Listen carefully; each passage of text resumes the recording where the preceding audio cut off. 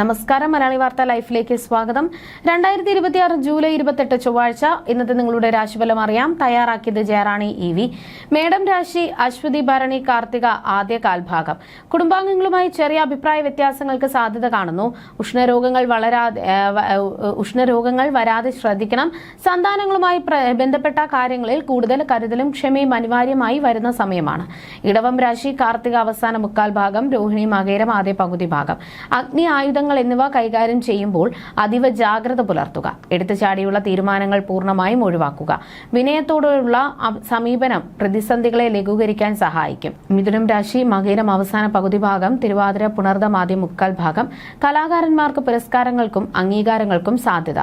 പുതിയ തൊഴിലവസരങ്ങളോ വിദേശയാത്രയോ പ്രതീക്ഷിക്കാം. പുതിയ സാഹചര്യങ്ങളുമായി പൊരുത്തപ്പെടാൻ മാനസികമായി തയ്യാറെടുക്കുന്നത് മികച്ച മാറ്റങ്ങൾക്ക് വഴിയൊരുക്കും. കർക്കിടകം രാശി പുണർദം അവസാന കാൽഭാഗം, പൂയം ആയില്യം. കാലങ്ങളായി അലട്ടിയിരുന്ന ആരോഗ്യ പ്രശ്നങ്ങൾക്ക് ശാശ്വത പരിഹാരം ലഭിക്കും.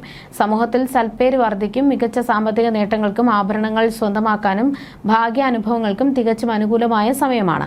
ചിങ്ങം രാശി മകം പൂരം ഉത്രം ആദ്യ കാൽഭാഗം. അനുയോജ്യമല്ലാത്ത സൗഹൃദ കൂട്ടുകെട്ടുകളിൽ നിന്നും തികച്ചും അകലം പാലിക്കുക. ശാരീരികവും മാനസികവുമായ വെല്ലുവിളികൾ ഉണ്ടാകാനിടയുള്ളതിനാൽ ദിനചര്യകളിൽ തികഞ്ഞ ചിട്ടയും ജാഗ്രതയും ശീലമാക്കുക. കന്നിരാശി ഉത്രം അവസാന മുക്കാൽ ഭാഗം, അത്തം ചിത്തിര ആദ്യ പകുതി ഭാഗം. വരവിനേക്കാൾ ചെലവ് വർദ്ധിക്കാൻ സാധ്യതയുള്ളതിനാൽ സാമ്പത്തിക കാര്യങ്ങളിൽ കർശന നിയന്ത്രണം ആവശ്യമാണ്. കുടുംബത്തിലെ അഭിപ്രായ വ്യത്യാസങ്ങൾ പരിഹരിക്കാൻ സംയമനത്തോടെയുള്ള സമീപനം വളരെ ഗുണകരമാകും. തുലാം രാശി ചിത്തിര അവസാന പകുതി ഭാഗം, ചോതി വിശാഖം ആദ്യ മുക്കാൽ ഭാഗം. പ്രതിസന്ധികളെയും എതിരാളികളെയും പൂർണ്ണമായി അതിജീവിക്കാൻ സാധിക്കും. ഔദ്യോഗിക രംഗത്ത് മികച്ച വിജയവും സാമ്പത്തിക പുരോഗതിയും കൈവരും. കുടുംബത്തിൽ മംഗളകർമ്മങ്ങൾക്ക് തികച്ചും അനുകൂലമായ യോഗം കാണുന്നു. വൃശ്ചികം രാശി വിശാഖം അവസാന കാൽഭാഗം, അനിഴം തൃക്കേട്ട. സാമ്പത്തിക ഇടപാടുകളിൽ കൃത്യതയും സുതാര്യതയും ഉറപ്പാക്കുക.